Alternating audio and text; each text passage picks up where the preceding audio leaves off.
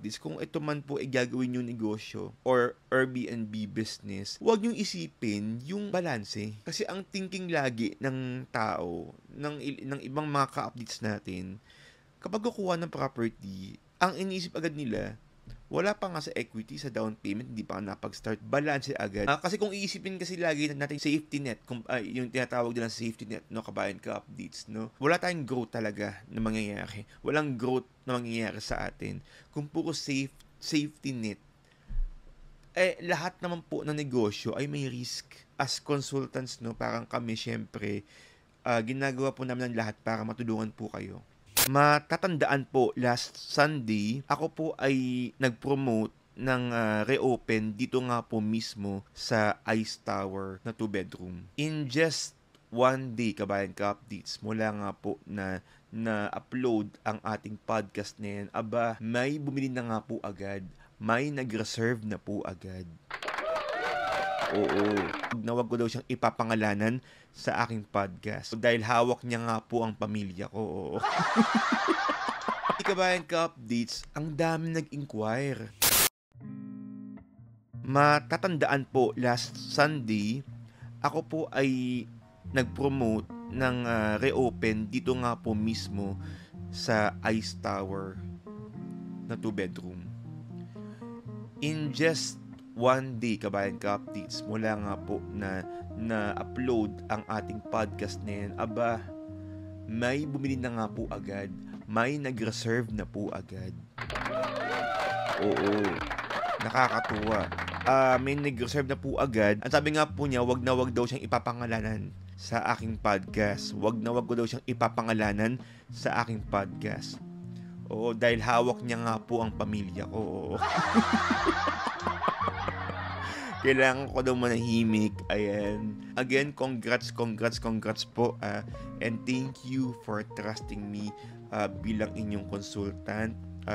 Yun po, kabayan ka-updates, natutuwa ako na reserve na nga po etong 2BR sa Ice Tower. So pagpalakpakan naman tayo. Actually, kabayan ka-updates, ang dami nag-inquire.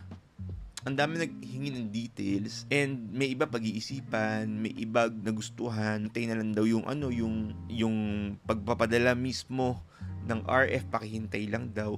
Pero may isa talagang kliyente na sinabi niya, I want to reserve. So, sa kanya ko na nga po naibigay yung unit. Kasi kabayan ka-updates talaga, pag mga ganyan mga reopen, unahan talaga, hindi ko pwede i-commit yung unit na yan sa tao na parang sige, by Wednesday, ganyan. Kung Sunday tayo nag-usap, by Wednesday padala ko na, ganyan. Hindi ko pwedeng i-hold yan for you. Kasi nga syempre tumatakbo po yung araw, naka-hold lang po ng limitadong araw sa akin. What if kung hindi natuloy yung Wednesday? So may mga ganun ako mga thinking. Kaya sabi ko nga po, unahan. Oo. So, actually, kabayan ka-updates, 3 po sila. Pero may isang mabilis. Oo, ang bilis niya. Kumbaga sabi niya, hindi, unahin ko yung reservation. Ay, yung mga docs, tsaka na, ganyan. Oo, ganun siya kabilis, kabayan ka-updates, no? Pero may ilan sa ating kabayan ka-updates na hindi na kami dyan, hindi na namin kaya yung ganyan, okay? Kabayan ka-updates, ito lang masasabi ko. Well, pag mga ganyan po kasi, nirespeto ko nga po talaga. Kung hindi talaga kaya, irespeto. Kasi, kayo po nakakaalam ng bangko nyo, ng cash flow nyo. Pero sabi ko nga, kabayan ka-updates, kung ito man po ay gagawin yung negosyo or Airbnb business, huwag niyong isipin yung balanse.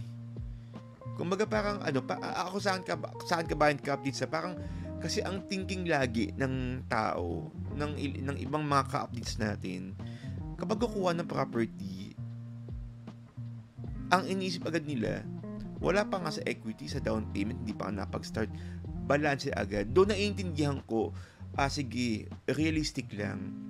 Okay? Yung tama lang. Kaya lang kasi kabayan ka-updates, no?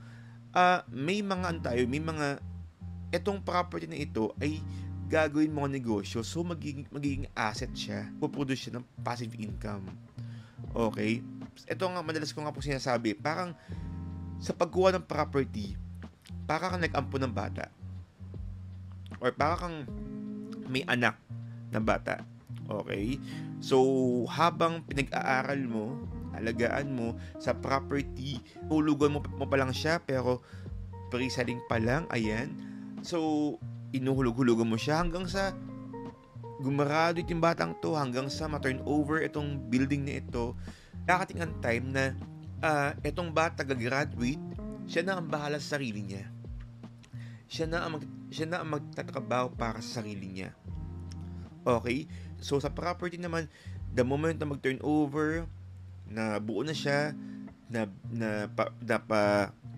interior na, nabili ng mga gamit, siya nang bahala sa sarili niya.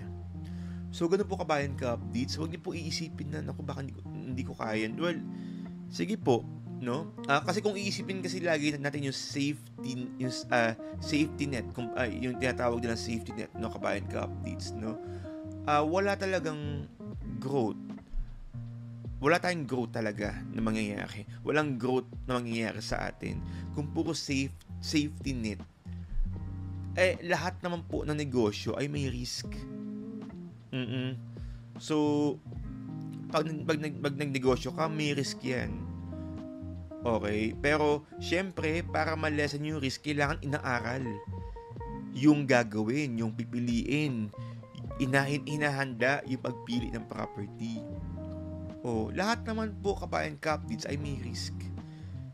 Okay? So, actually, paglabas ko nga ng bahay, may risk na. Pag ikaw ilalabas ng bahay, may risk. Nakakalungkot lang kasi kabayan ka-updates na parang pinangungunahan nyo na po yung sarili nyo na parang hindi nyo na kaya. So, sa akin naman, tignan din natin, planuhin natin na maayos. As consultants, no, parang kami syempre, ginagawa po namin ang lahat para matulungan po kayo.